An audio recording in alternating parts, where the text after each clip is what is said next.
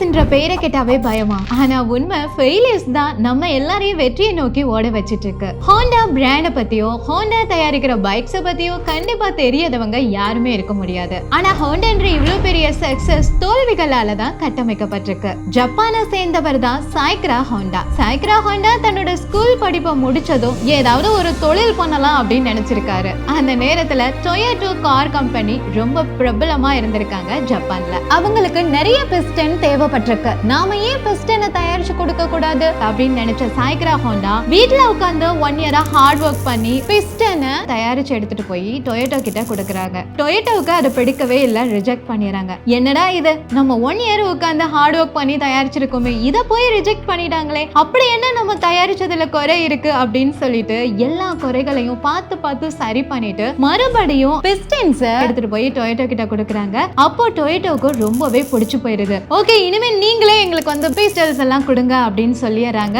பிஸ்டலை எப்படி வீட்டுல உட்கார்ந்து தயாரிக்கிறது, நம்ம வந்து அதுக்காக ஒரு ஃபேக்டரி ஸ்டார்ட் பண்ணலாம் அப்படின்னு சாய்கிரோ ஹோண்டா நினைச்சிருக்காரு. ஒரு ஃபேக்டரியும் கடனை உடனே வாங்கி ஸ்டார்ட் பண்ணிடுறாரு. அந்த நேரத்துல ஜப்பான்ல அடிக்கடி எர்த்குவேக் வரது மாதிரி அந்த நேரத்துலயும் வந்து மொத்த ஃபேக்டரியுமே கொலாப்ஸ் ஆயிடுது.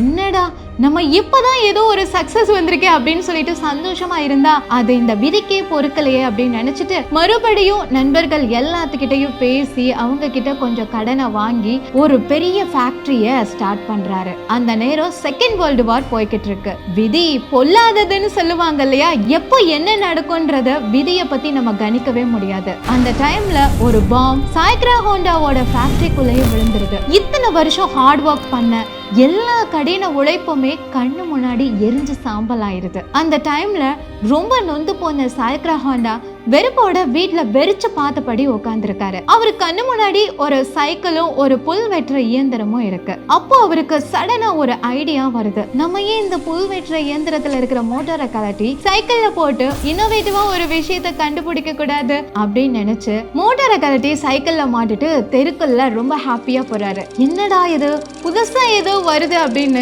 ஏதோ வித்தியாசத்தை பாக்குறது மாதிரி உணர்ந்த மக்கள் எனக்கும் இது மாதிரி பண்ணி கொடு அப்படின்னு சொல்லி ஒவ்வொருத்தரா வந்து தெரிஞ்சவங்க எல்லாரும் கேட்க ஆரம்பிக்கிறாங்க. இவரும் அதையே ஒரு பிசினஸா மாத்தலாம் அப்படின்னு நினைச்சு சைக்கிள் ஓனர்ஸ் எல்லாருக்குமே ஒரு லெட்டர் போடுறாரு. இந்த மாதிரி நான் மொபைக் அப்படின்றத ஒன்று ஸ்டார்ட் பண்ணலான்னு இருக்கேன், அதுக்கு உங்க எல்லாரோட உதவியும் தேவை அப்படின்னு சொல்லிட்டு ஒரு லெட்டர் போடுறாரு.